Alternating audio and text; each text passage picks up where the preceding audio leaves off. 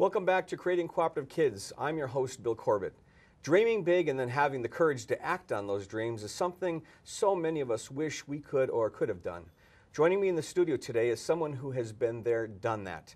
Took a dream and acted on it. Croix Sather is an inspirational speaker and ultra athlete who wrote the book Dream Big,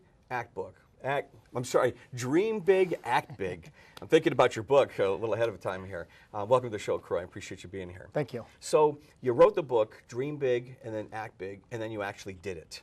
And so from what I understand, and I'm sure you're going to tell me more about it, you actually took a dream of yours and you ran 100 marathons in 100 days. Is that correct? That's exactly it. I started in San Diego and ran to New York, running an average distance of 26 miles per day, so a marathon a day.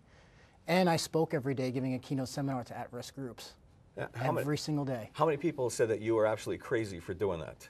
99.99% of them. Virtually everyone. All right, so the reason you did that was to do what? It all started because I started learning about these techniques that I was teaching other people. When I started learning and I started saying, you know, I can do more, I can do more, I can do more. I was like everybody else earlier in my life at a job that I wasn't really crazy about. I was good at it, making good money, but I wasn't really in love with it. And then I started moving towards what I really wanted to do with my life, my calling. And then I was like, okay, I can do more, I can do more, I can do more. And I had this idea to run across the country. So it's amazing what you did, and what I'd like to do now is ask the control room to get a video ready. You provided a video for us so we can get a little bit of a snapshot of what it was like and some important clips here. So if we can go to the clip, let's take a look. Who wants a band and a book? Who wants a band and a book? Who wants a band and a book? Who wants a band and a book? Who wants a band and a book? Who wants a band and a book? You want it? What are you going to do for it? Just take it. What's your name? Lisette? What did Lisette do that the other 400 of you didn't do? She took action. Thank you, sweetheart.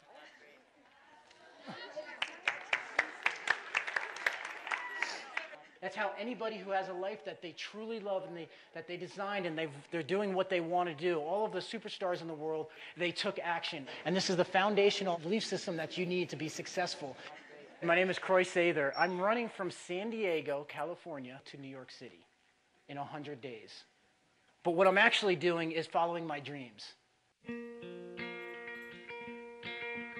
We are talking to a very interesting man today. It's Croix Sather. He's an endurance athlete and motivational speaker. So you're running across America, basically. Literally. You are crazy. A little bit. Each morning I start off by speaking to young adults who are having trouble finding a direction in life, having trouble finding inspiration, because they don't understand what's possible.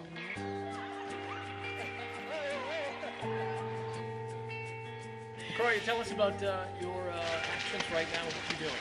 Almost 3,000 miles, so it's a marathon a day for 100 consecutive days. Never a day off. I will lead, not follow. I will believe, not doubt. I am a force for good. I am a creator. Simple! Simple! Hurrah! Okay. That's crazy. Crap. Look at that one. Well, you're definitely going to be pretty ripped when you get back. I'm pretty ripped now. Simple question to start. Joining me this What could morning you do in one motivational speech? Well, our first You can run across America in 100 days. You know, what do you guys do? There are 100 kind of like a marathons Forrest in Gump 100 kind of days. thing. What is inspiring you to do this?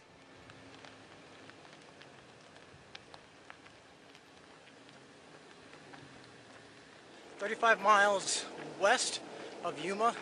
This is the end of day 6. Are you worried at all that you're falling behind a little bit? I'm falling behind a little bit, but I'll catch up somewhere. My new concern is my ankles are getting bloated, and just the constant pounding for the last 6 days. Here? Starts there. Okay. Definitely there. Pretty much center point. My right calf now locked up solid on me today, and it hurt bad. And I just was cringing through the pain today to knock out the first 17 miles. Now I have to go knock out another 9 miles.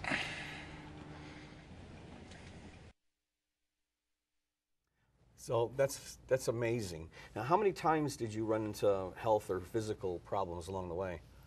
That was the worst of it, and that continued for about 5 weeks. So the first 5 weeks were physically brutal.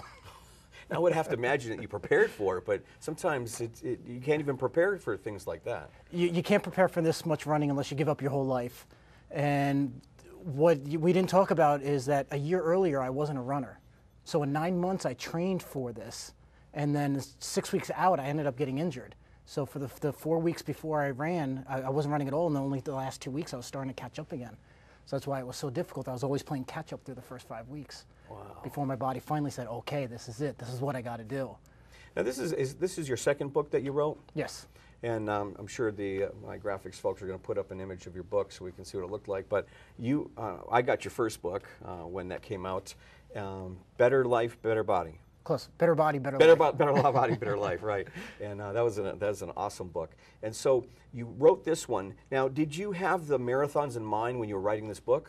I wrote this book specifically for running across the country. Knowing that I was going to run across the country was one thing. I mean, that's great. That's ego. That's personal glory. That's great. But what is it going to do for other people? So I wrote the book so I could give it out. So when I met all of my audiences, I gave out almost 10,000 copies, pretty close to 10,000 copies as I went across the country.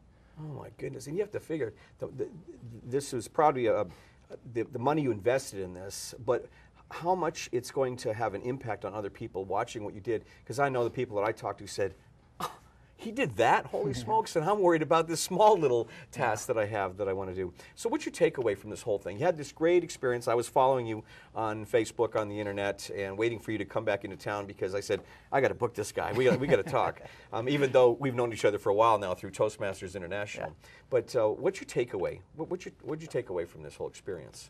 Watching the video, it all comes back to me like a flood of emotions. As you saw that one little kid, the one young man, one friend was pushing him towards it, and the other friend was pulling him back. And that's a metaphor for life. I mean, it's right there, a physical example.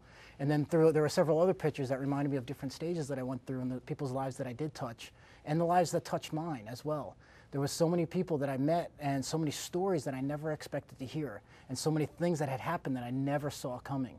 So for example, is seeing kids that don't have a structured family home and that they're just looking for anyone, somebody to tell them that they're worthwhile, to tell them that they're amazing and that they can achieve something. And I still have contact with a lot of these young people all the time. They send me notes through Facebook or send me emails saying, this is what's going on with my life now, and I always respond to them because I'm their cheerleader. And a lot of these kids, they don't have cheerleaders at home. They're not blessed like a lot of people are, where they have a structured family and they have a financial stability in their household. These are kids that are in rural America that don't have any of that, and they're coming from very difficult circumstances. And to be able to go across the country and inspire them that anything is possible, and then to be the example that I'm actually doing it, I'm running across the country. And the important thing is that you are going to influence and impact. You know, even if you make a difference in one child's life, that's what I usually say, that's all that matters. And so many kids don't have the support system of their family. Coming up in the next segment, what I'd like to do, if you'll stay on, I want to talk about how others can get involved in that. How do you capture your creativity and do something about it? So appreciate you being here. Now that we've met someone who has taken a dream and made it a reality, is it too late for the rest of us? Coming up after the break, I'm going to discuss with Croix what we can do individually as parents in acting on our own dreams and helping our children achieve theirs. We'll be right back.